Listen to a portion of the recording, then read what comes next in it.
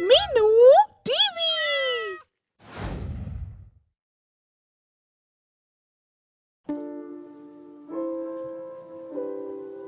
जंगल में मंगल नाम का एक डाकू रहता था। मंगल को जंगल में रहते रहते ऊब गया था और अब जंगल को छोड़कर किसी शहर में बसने की सोच रहा था, मगर शहर में बसने के लिए बहुत सारे पैसे की जरूरत थी। इसलिए पैसा बनाने के लिए उसने एक तरकीब निकाली। वह एक सन्यासी बन गया और फिर लोगों को ठग कर धन बनाने के लिए पास के एक गांव में चला गया। मेरा नाम राधे है साधु महाराज, कहिए मैं आपकी क्या सेवा कर सकता हूँ? बच्चा, मेरा नाम बाबा मंगली राम है। मैं काशी से धार्मिक और ज्योतिषी की विद्या ग्रहण करके आया हूँ और कुछ दिन इस गांव में रुकने का मन है। ये तो बहुत अच्छी बात है। आप हमारे गांव के मंदिर में रुक सकते हैं। यहाँ आपको कोई तकलीफ नहीं होगी। राधे की यह बात सुनकर साधु महाराज उसे समझाते हैं। हम मंदिर में नहीं रुक सकते बच्चा, क्योंकि हमें एकांत पसंद है। इसीलिए हमारे लिए किसी एकांत स्थान पर कुटिया बनवा दे तो बड़ी कृपा होगी। हम सहज भाव से ईश्वर भक्ति कर पाएंगे। ये तो बहुत अच्छी बात है साधु महाराज। हम गांव वालों की मदद से किसी एकांत जगह पर आपके लिए कुटिया बनवा देते हैं। इस तरह राधे गांव वालों से मिलकर साधु के वेश में घूम रहे डाकू मंगल के लिए कुटिया बनवा देता है और डाकू मंगल उसमें रहने लगता है। धीरे धीरे वह अपनी चालाकी से गांव के भोले भाले लोगों को अपने ज्योतिषी के जाल में फांसना शुरू कर देता है। महात्मा जी, आप तो भाग्य की रेखा पढ़ सकते हैं। देखिए ना, मेरे बंटी को 4 दिन से बुखार है। इलाज कराने के बाद भी बुखार नहीं टूट रहा। यह किसी ग्रह दोष का परिणाम तो नहीं है? दुखी माँ की ऐसी बात सुनकर मंगल प्रसन्न हो जाता है और बच्चे के हाथ और मस्तक की रेखाओं को पढ़ने का ढोंग करते हुए कहता है। बच्चे का चौराहे में पैर आ गया है। एक खतरनाक प्रेतात्मा इस पर असर दिखा रही है। तो अब क्या होगा महात्मा जी? 4 लड्डू बच्चे के नाम से रात के समय चौराहे पर रखवा देना। बच्चा ठीक हो जाएगा। मंगल का अंधेरे में चलाया तीर निशाने पर लग जाता है। चौराहे में 4 लड्डू रखवाने से बंटी सचमुच ही ठीक हो जाता है और फिर उसकी माँ आशा गांव भर में, सुनो बहन निर्मला, वो कुटिया वाला बाबा तो पहुंचा हुआ ज्योतिषी है। जो भी बताता है सच होता है। अच्छा, क्या तुमने आजमा कर देखा है? और नहीं तो क्या, मेरे बंटी को बुखार किसी डॉक्टर की दवा से ठीक नहीं हुआ, मगर बाबा के बताए उपाय से मिनटों में गायब हो गया। सच बहन, ऐसा है? हाँ बहन, ऐसा ही है। उस दिन के बाद गांव की लगभग सभी महिलाएं मंगल को सिद्ध महात्मा और पहुंचा हुआ ज्योतिषी मानने लगती है और उसे चढ़ावे के रूप में रुपया, पैसा और अन्य चीजें बैठे बिठाए ही मिलने लगती है। अब तो धंधा चल निकला। गांव की औरतें तो मेरे बिछाए जाल में फंसी गई है।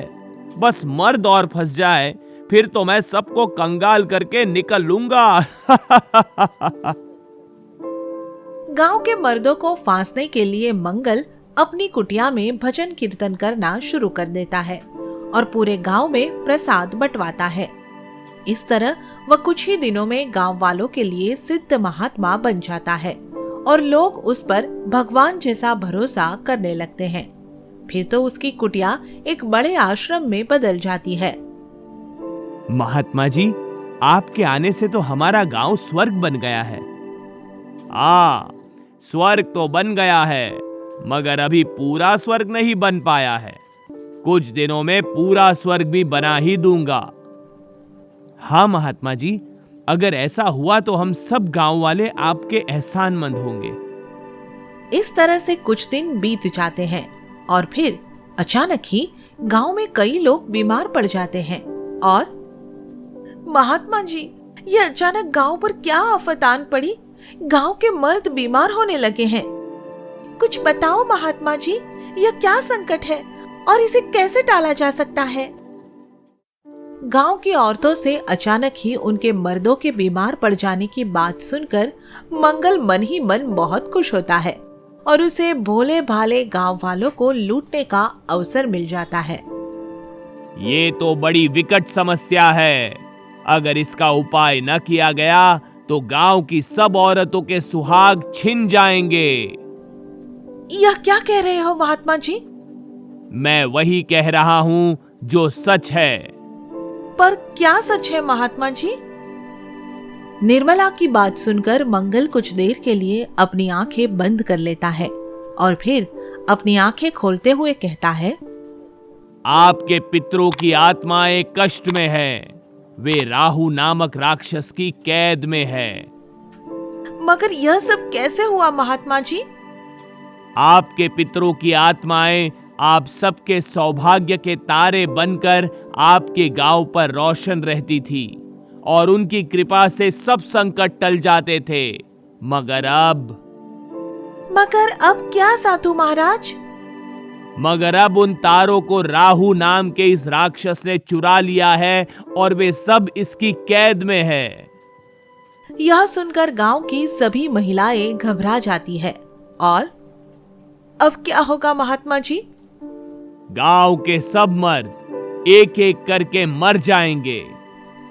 यह सुनकर तो औरतों के प्राण ही निकल जाते हैं और वे मंगल से हाथ जोड़कर प्रार्थना करती है, महात्मा जी, चाहे कोई भी जतन करो, बस हमें इस संकट से बचा लो। हम विधवा नहीं होना चाहती। गांव की औरतों को इस हालत में देखकर मंगल खुश हो जाता है और उनके घर में रखे धन पर हाथ साफ करने की योजना बनाता है। इसके लिए तुम सबको एक गुप्त कर्म करना होगा। बोलो, करोगी? जल्दी बताइए महाराज, हम अपने पतियों की जान बचाने के लिए सब कुछ करने को तैयार हैं। इसके लिए तुम सबको अपने घर में रखा सारा रुपया पैसा और सोना चांदी एक रात के लिए आश्रम लाकर रखना होगा। उससे क्या होगा? मैं उस धन की पूजा करके शक्ति प्राप्त करूंगा और फिर उस शक्ति के बल पर तुम्हारे भाग्य के तारों को उस राक्षस से आजाद कराऊंगा। पर यह कार्य पूरी तरह से गुप्त होना चाहिए।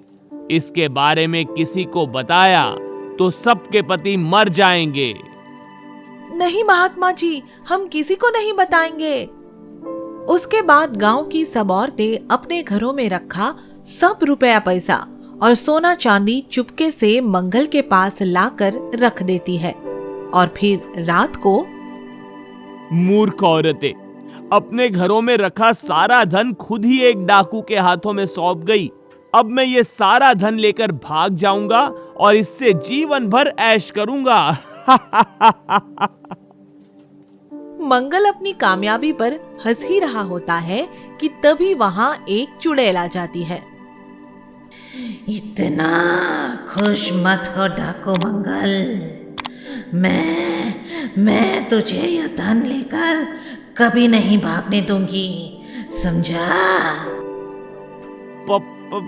पर इसमें तेरा क्या जाता है चुड़ैल? इज्जत जाती है लालची डाकू।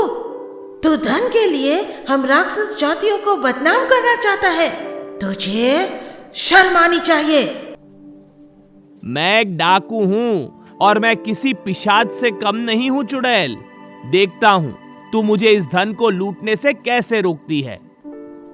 यह कहकर मंगल चुड़ैल को मारने के लिए आगे बढ़ता है, मगर चुड़ैल उसके बस में नहीं आती है और उसे खुद ही चुड़ैल से बचने के लिए भागना पड़ता है। फिर अंत में गांव वालों के सामने उसे अपना अपराध भी कबूल करना पड़ता है। इस तरह उसकी असलियत सबके सामने आ जाती है और गांव वाले उसे पुलिस के हवाले कर देते हैं।